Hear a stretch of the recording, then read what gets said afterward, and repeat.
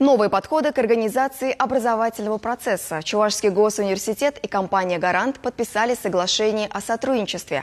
Какие новые возможности теперь откроются перед студентами, выясняла Вероника Павлова. Компания «Гарант» – активный участник многоступенчатого образовательного процесса в республике. Она выступает организатором различных конференций, семинаров, специальных курсов, которые помогают молодым людям сориентироваться в информационном и правовом пространстве, а также определиться с будущей профессией.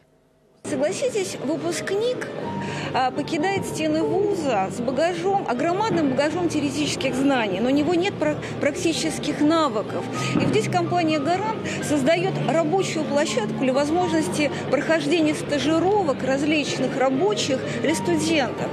Соглашение о сотрудничестве компании «Гарант» и ЧГУ подписали на межрегиональной научно-практической конференции.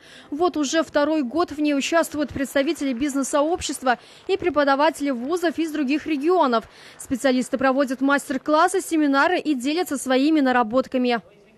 В прошлом году мы как раз здесь впервые в Чувашии столкнулись с тем, что на конференцию пришло большое количество студентов. И это нас подвигло к тому, чтобы активнее привлекать, потому что оказалось, что они очень интересуются технологиями не только с практической точки зрения, но и с теоретической, то есть как они развиваются, какие есть перспективы. Они действительно очень активно принимали участие в конференции.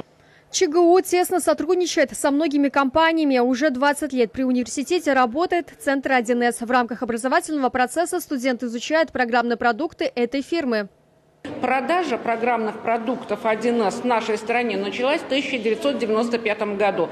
Вот буквально с этого момента мы начали свое сотрудничество, которое закрепили официально в 1997 году.